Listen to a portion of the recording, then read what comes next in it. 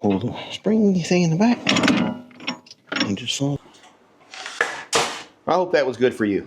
Seems so minute when you first start out that will cost you thousands of dollars.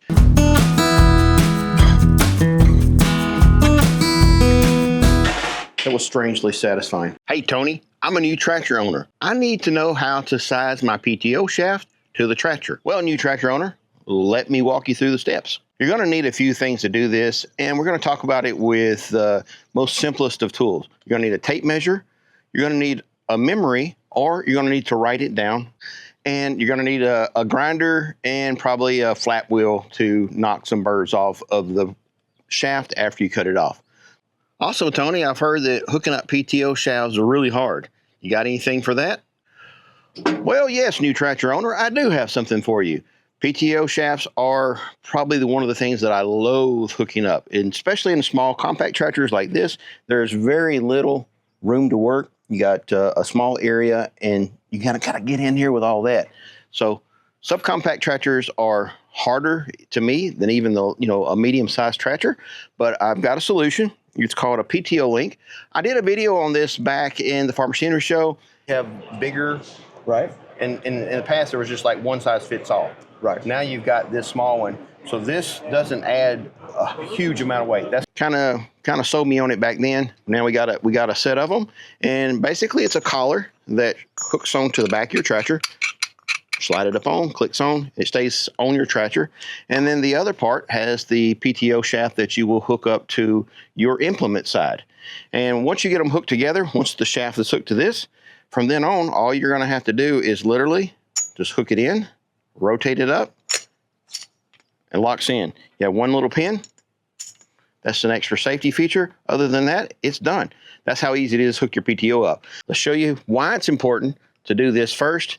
Is because we're going to measure the PTO shaft, and if you're going to have this, you have to cut your PTO shaft with this on the tractor already. I got distracted, guys. My kitty cat in the background just jumped up on the porch and then fell off backwards. Kid you not. All right, so we're going to take this, and we're going to pull this collar back. Anyway, sounds like an old bed we used to have. Huh. Pull it back, slide it up on. And what I'm going to do now, just for demonstration purposes, I'm going to put my PTO shaft in neutral. And I want one of these little slots just to be at the bottom. It don't have to be, but it just makes it easier. Then I'm going to lock my PTO shaft in. Again, what you're going to do is you're going to use this little thing here. It's got a hook. See if you can see that. Let me see if I can zoom in on that. Whoop. You guys see that? It's got like a little hook. We're just going to fold that in. I'll make that sound again for you if you need to. We're going to take this, go down here, hook in, rotate, and hopefully you can see it. Yeah, you can see it. Good. All right, and then don't forget your little safety pin. Don't do what I did and try to put it through the same pin that the spring-loaded pin's in. All right, so now we're going to take our measurement. Now, if you'll look right here, there's a little indentation. Let me get the camera down closer to you. As you can see, there's the PTO shaft. There is a little indentation right here. You see my finger? And that's where I'm going to put my tape measure, like this. Except I'm going to do it on the other end. There's a PTO shaft on the implement as well. And we're going to find that little indentation. We're going to measure our tape measure to that point. When our implement is sitting on the ground, right now I have 28.5 inches from indentation to indentation. Okay. So what I will do, if you look at this indentation on this end, it's approximately 1.5 inches, 1.25 inches actually, 1.25 inches indentation. So what I say the overall length was, I told you, need to have a pin. Indentation to indentation is 28.5. So we're going to take 1 inch away from that. 28.5 be 27.5, and then 1 more quarter would be 27.25. So 27.25, and then we need to take 2 inches off more than that. So that's going to bring us down to 25.25, and that should work.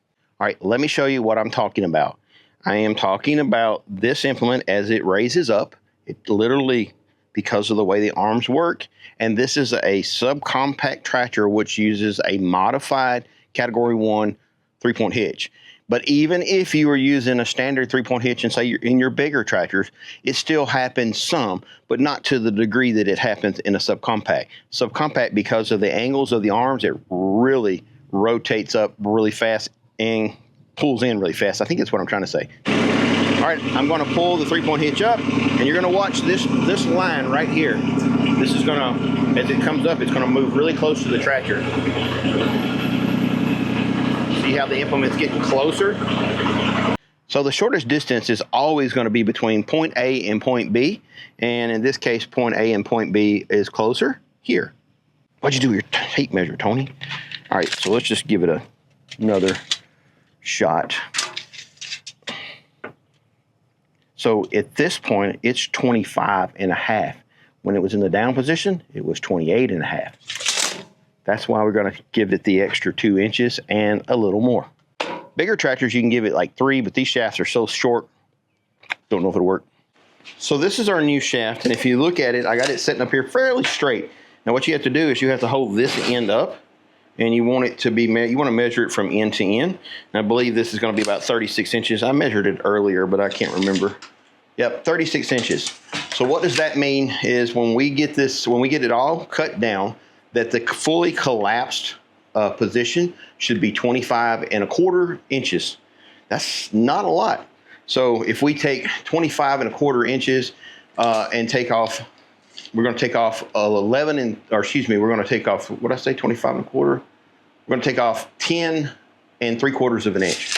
Never do math on video. It's embarrassing. It's just absolutely embarrassing. All right, so again, 10.75 inches we're going to cut off. We're going to do that using a die grinder, not a die grinder, we're going to be using a grinder with a cutoff wheel. And I'm going to show you how to cut off each section. Don't leave the video. I'm going to show you some grease points on here that I guarantee you that there's going to be some new tractor owners that just doesn't know about. You're going to have that aha moment, but I bet you don't know. All right, the next thing I'm going to do is separate these. And I recommend grinding these, cutting these off in shorts. It's awesome. It's fun. Do it. Hey, don't make fun of the apron.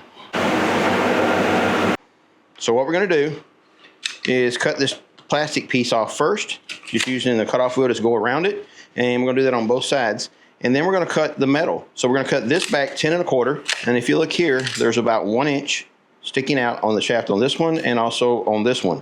So once we cut this back 10.25, we'll cut back the metal piece 10.25, and you have to do it on both sides. Common mistake, first time triers of this, they'll cut one side thinking that they've done it. They'll cut the full length off of one side and think that's good to go. It's not, because you still have to collapse both sides, and one side's longer, it's going to run into the same collapse point. There you go.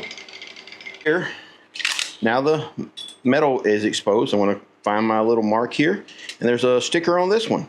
So I'm just going to take that grinding wheel, run across it like that. Now I know where to cut. This is not exact science. It's not rocket science. Just got to be pretty close.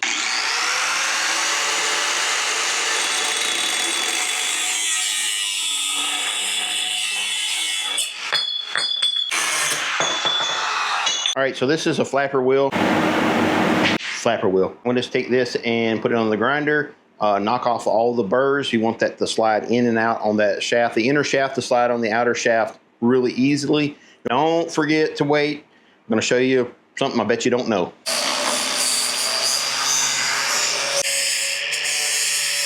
It's very important to clean the inside of this out. This is where the other shaft will slide on the inside of this shaft.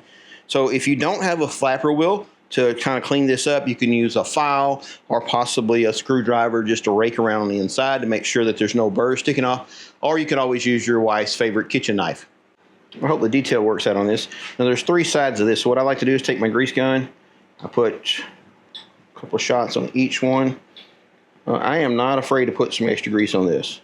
Once you get that done, take your finger. Now this is where I'm telling you, you got to be careful, because if you didn't get a sharp edge off, you can slice your finger. It's not fun, but just go ahead and take your finger This is also a good time to grease your universal joints because you can move these things around. You can see there's the universal joint here. This was sitting outside, so it's a little dirt on it. Wipe it off. You don't want to push grease or dirty grease or dirty dirt. You don't want to push dirty dirt inside your new U-joint. Come on. I'll tighten that up. Making me look bad. Again, here, just push grease in slowly. You just want a little bit, just a teeny bit to bypass. I'm going to show you on this shaft the place that everybody misses. Maybe not everybody, but I've had so many people in prior videos say, I had never heard of that before. There's 2 more grease points on this unit. So this is your safety shield on the outside, the plastic safety shield, and it rotates over and over and over again. It has a nylon bushing in here that rides on the metal part, and that's what keeps it from burning up. However, you need to give it a little help. It has a grease fitting. Let me zoom in for you, see if you can see it. It's everything we got right there. Can you see it? It's a little grease fitting. Now what you want to do with your grease gun is you want to loosen the front of your grease gun up, the tip, so it doesn't clamp so hard. You want to kind of put it over the plastic grease fitting and then tighten it back down. You're going to push a few squirts of grease in there. And you're going to do this every time that you do your PTO shaft. Also, when you go to take it off, do not yank on it like you would a normal grease fitting to get it off. Unscrew the end. So if you don't know this, the grease gun right here, you tighten it down, it clamps a little tighter, loosen it up, it clamps a little less. So don't yank these off, these will yank off. All right, the next thing we're going to do is put this together. All right, here's another common misunderstanding or not understanding. There's a flat spot on this shaft, and then there's a flat spot on this shaft. The flat spot on this shaft goes into the flat spot on that shaft. If you don't line the flat spots up, you're not going to get it together. That's a lot of spots. Here we go. Flat spot, flat spot. Oh, look here. We did a good job cleaning it up. Plastic. I hope that was good for you. Tony, is there anything else I need to know? You know, I don't know a lot because I'm a new tractor owner. Well, new tractor owner, I'm telling you the most important lesson you'll learn today is don't be afraid to ask questions. Go on to Facebook pages or forums, ask questions, ask your friend, ask your dealer questions, because there are things that you can do that seem so minute when you first start out that will cost you thousands of dollars.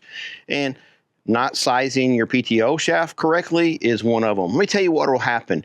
If the drive shaft is too long and you're able to get it in place, barely get it in place, and then you raise it all the way up into the full position, you literally can put pressure on the back of your tractor and break the back of the transmission housing, causing you thousands of dollars. Another thing that could happen is that you could break the gearbox out of the implement you're working on, causing you thousands of dollars. Or there's another thing you could do is you could bend the shaft give way, and it goes around beating around things on the inside, costing you thousands of dollars. Either way, there's things that you don't know, and there's no reason that you should know because you're a new tractor owner.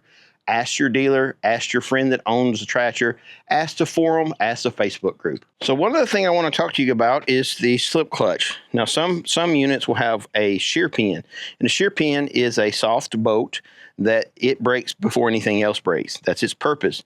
So if you break a shear pin, don't replace it with a hardened bolt because all of that shock will go back into your tractor and tear the transmission out. There's a reason that a shear pin is softer than everything else. The next thing is this is a slip clutch. This takes the place of a shear pin. Basically, it slips on the clutch just like what it says, and you do have to adjust these. You see there's springs right here on either one of these.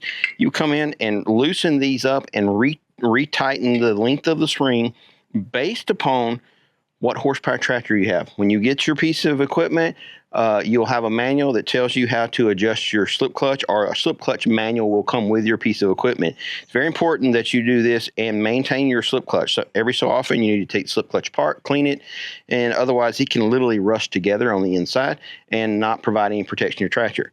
All right, the other portion is when you're hooking this on your implement, some of these will just have a click button like you put on a normal 3-point hitch, a normal PTO shaft. And then you have these, which has a it has a wedge system. Let me get this off. It has a wedge and a locking nut.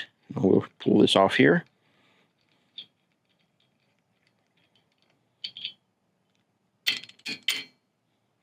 Now, I want to be able, hope you can see that. It's a wedge.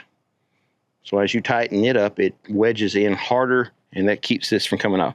So this is the side that goes to the implement. The other side is just like what you're normally used to. It's either a collar system or a button that you push up onto the back of the 3-point hitch.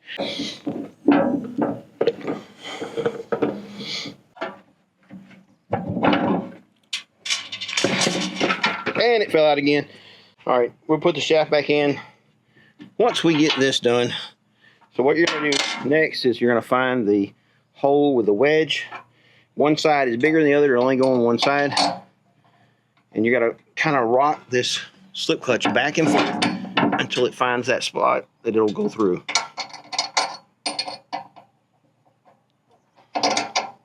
There we go. That's the nut right there that we're going to be tightening up. Pulls the wedge through, tightens it up really tight.